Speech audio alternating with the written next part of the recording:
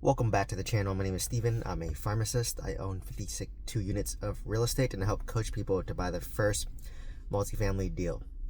So today I want to talk about how, as I built up my wealth, kind of my focus and my pivot changed over to my health, right? And we all heard that saying, health is wealth. And why I'm talking about this because I just got my labs drawn, recently today. And I'll be honest, I work in healthcare and I'm not the most compliant with my annual physicals and specifically the annual blood draws, just to monitor your basic labs. Like, how's your hemoglobin A1C doing? Like, do you have diabetes? Do you have pre-diabetes? What's your blood pressure? What's your lipid panel? So like, how's your LDL cholesterol, which is the bad cholesterol? How's your HDL, which is the good cholesterol? How's your total cholesterol? So I got my lab draws, and typically I'll do the basic stuff, right? So like, you get your blood panel, your lipid panel, your hemoglobin A1C to see if you have diabetes or not, or pre-diabetes. Your lipid panel, ideally you want to be fasting for at least so you haven't eaten in 5-6 hours. And on top of that, I usually have to request a vitamin D level and then a magnesium level. So for me, I actually supplement on vitamin D every morning. I just buy something over the counter at Costco, vitamin D, and then magnesium oxide.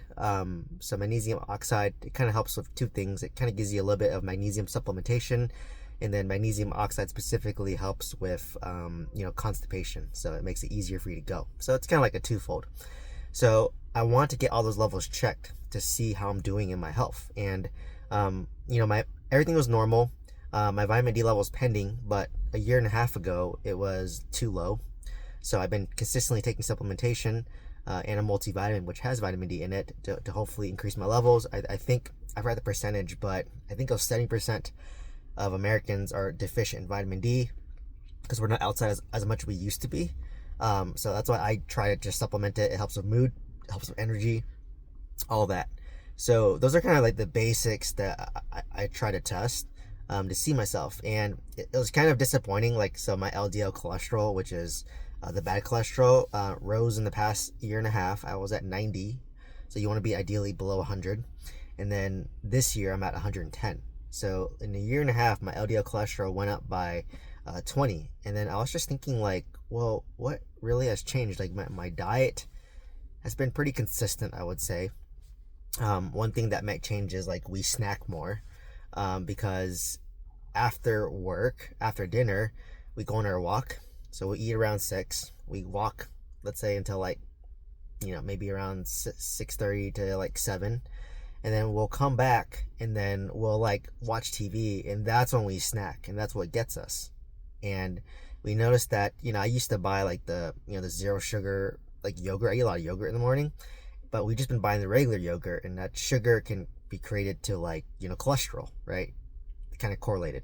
So I was like, oh, I need to get the zero sugar yogurt again if I eat it. And then for sodas, I try not buy sodas at all. But if I do grab a soda, I kind of been leaning towards the regular Coke versus a Coke Zero, for example. I mean, they're both unhealthy, but I think the Coke Zero is at least half as unhealthy because, it's sugar free, but, it messes up your gut bacteria in a different way because your body doesn't process it down compared to natural sugar. So, for me, my mom passed away from a stroke. So I'm and she had high cholesterol, high LDL. And I was like, oh my God, is it genetic? Obviously she has it. So, for me, I thought I was healthier because, I optimize my sleep. I try to get 8 hours of sleep a night. I walk after, on days I work out probably 3 to 4 times a week. On days I don't work out, I'm either swimming in my pool or at least going for a walk around my neighborhood. And at work, I work in a large hospital, and I always take the stairs. I always walk. I probably say 8% of the time don't take the elevators, even if it's 5 stories up. So I was I'm surprised that it went up. And then I remembered, I'm a pharmacist, but you need to exercise 150 minutes of moderate aerobic exercise per week. And that used to sound easy back when I used to play tennis for 1 hour a day. But now I don't do that, right? I'm not as into tennis. So 150 minutes of moderate exercise per week. So that's a nice jog. That could be bicycling. That could be swimming. So I'm I walk. That's not enough. I swim, but I don't lap swim long enough. So now, when we work out, I try to like not have my phone. I try to just focus on the workout, and I try not to take long breaks. Like you see the guy at the gym or girl at the gym where they do one rep, one set, and then they sit there for like 5 minutes, like on their phone. So for me, I try to stop doing that. I just want to get my 30-minute workout, and hopefully hit like four different exercises, and about 4 sets each in about 30 minutes. So now I'm incorporating a bicycle. So I used to bicycle after my workouts for like 15 minutes and I'll vary. I'll just go at a nice speed, and then I'll kind of like start sprinting on the bicycle. So I'll sprint for 30 seconds. I'll just ride for 90 seconds, sprint for 30 seconds. So now I'm going to start redoing that in my exercise, because I need moderate aerobic exercise, which is what I think has been lacking, right? So like, I thought I was like in the best shape of my, like, not like my 20s, but like in the best shape of my life. But like, oh my God, it was humbling to like see that. And because for me, I'm naturally not a snacker. But Christine, my wife, she loves to snack. And then when she's eating a snack, she gives me food. So I just told Christine, like, hey, after 8 p.m.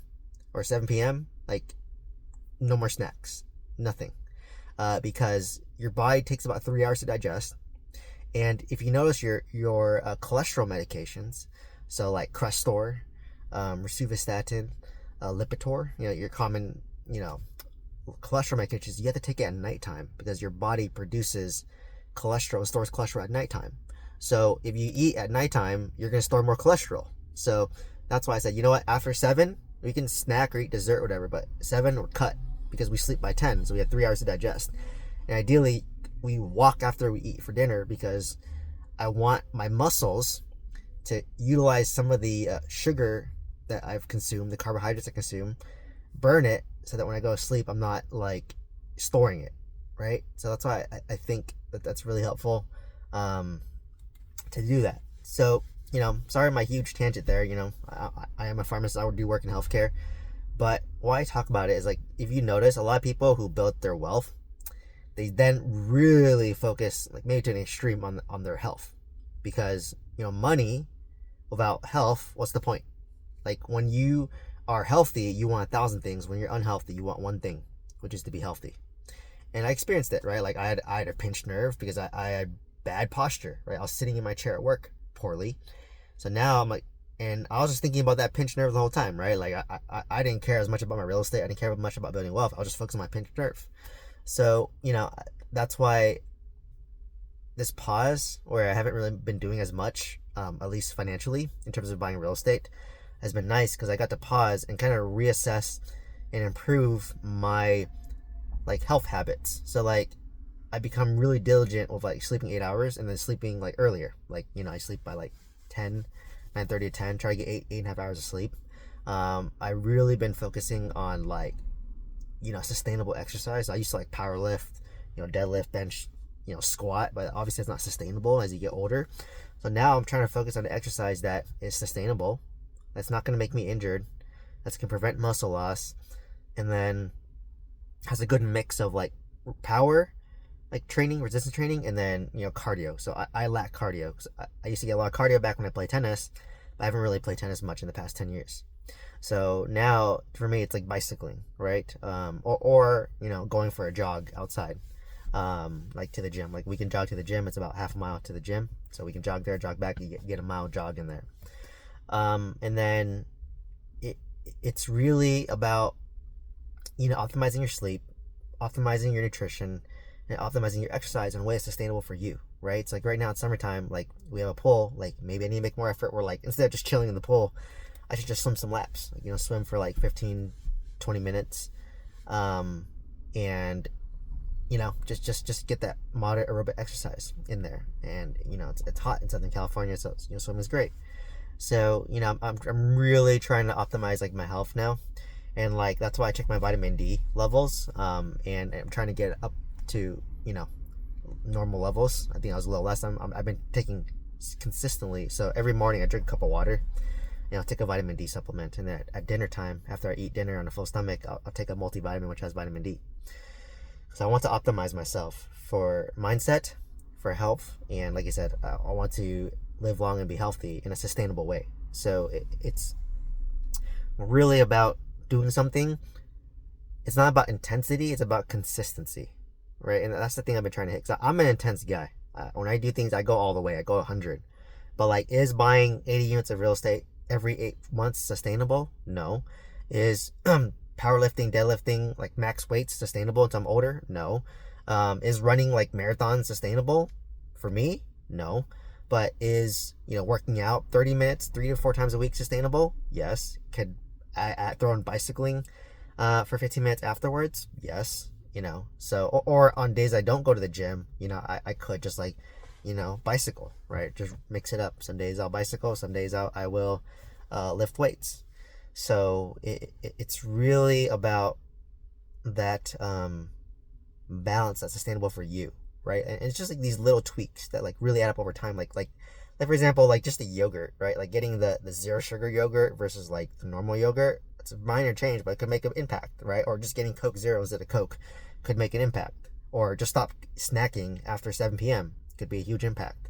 So these little things that like start to compound, and it has to be sustainable over a long period of time. And that's how I kind of view my investing now, right? Like, is dollar cost averaging index funds automatically sustainable? Yes, that's easy. Just set it, forget it. Is buying an apartment complex that's value add every 3 to 5 years sustainable? Yes. Is buying a new construction single family home sustainable? Like every year? It is. So like you have to do things for longevity and consistency, and that's how you have true wealth. That's how you have true health. When you have intensity, you might have spurts of it where you're good, but then it's not sustainable for a long period of time. So that's just kind of the key message I want to hit is consistency over intensity. And that applies to health, that applies to building wealth, and that applies to, long-term success in a long health span. So, hopefully you got some value out of this. Hopefully maybe you can take some of my nuggets to improve your health, or take this concept and apply it to your wealth. So anyways, if you want to buy your first multifamily deal with some coaching, click on my link tree down below. From there, I have a link to my coaching program, my courses. Also on the link tree, you can send me an email if you want a discount code. Otherwise, please like, comment, subscribe. Hope to see you in the next one. Thank you so much.